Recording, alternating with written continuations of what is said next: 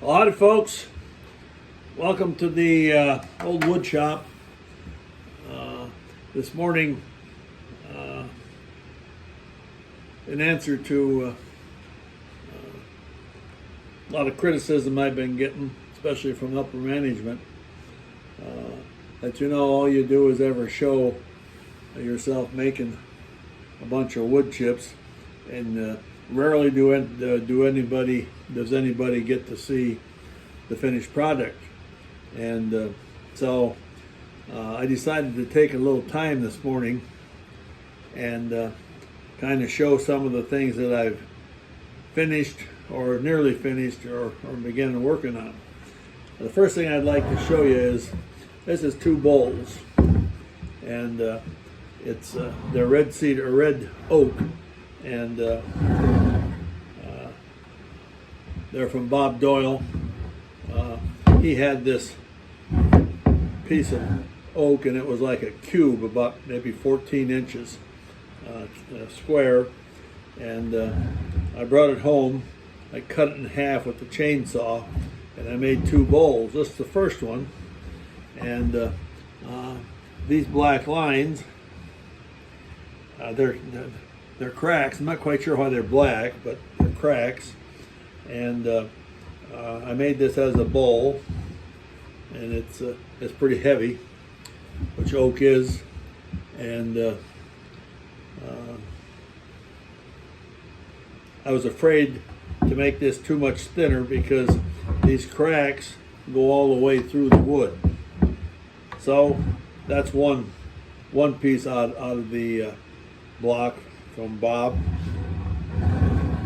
But on the second piece, I thought I'd try and eliminate some of those cracks. So I turned like a pedestal bottom on this. It got rid of a lot of those cracks, and it's about the same size bowl. It is a little lighter, and that's desirable.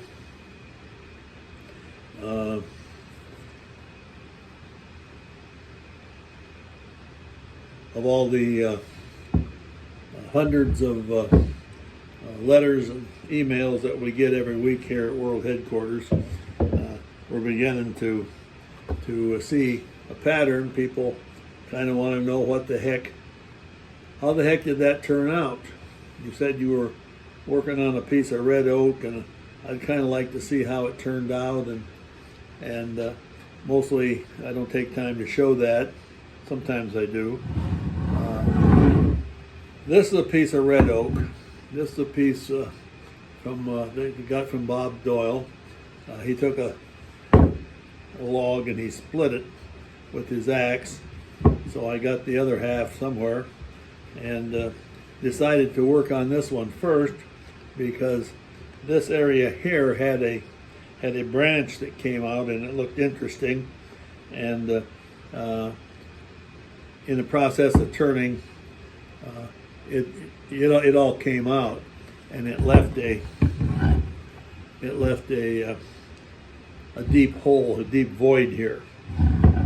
Well, I debated about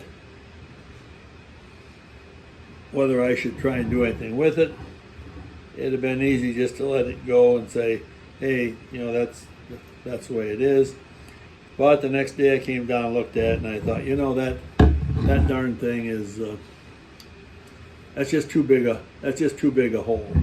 So I mixed up some epoxy, shot some black dye into it, so that it looked kind of like what it did before, and then turned it down again, and it actually finished up into kind of a nice bowl. So that's what we're looking at there. Then there was another old clunker piece that Bob had on the burn pile, and it actually looked like this. It was a log, and I cut this part off from it and saved this. And I did that because this is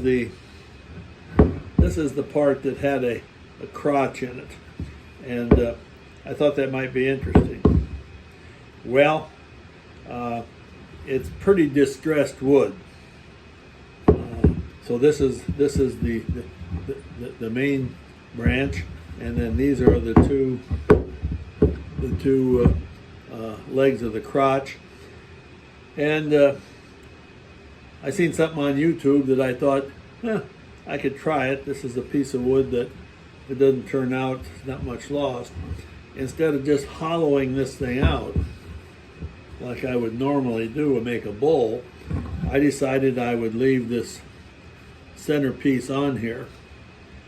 What that entails then is to go down underneath here and dig that all out of there. I didn't know if I could do it.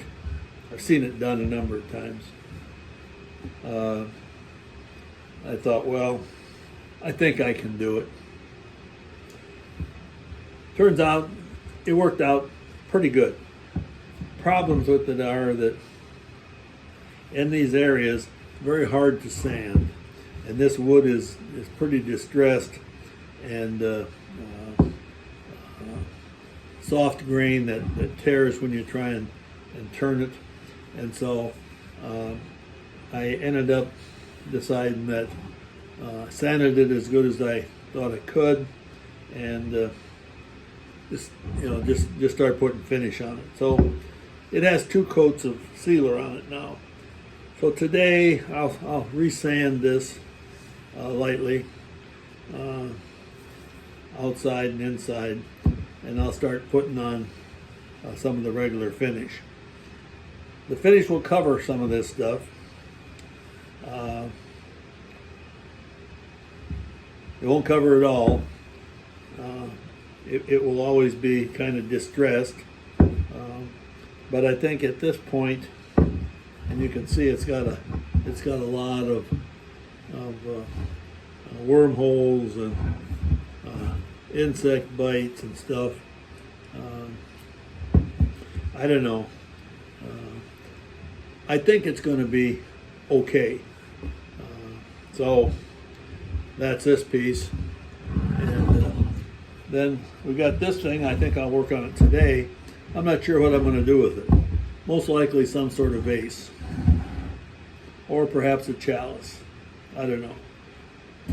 These don't lend themselves to anything much different than that. But this is the way it starts. You can see there's a lot of bark is gone. There's a lot of holes in it from insects.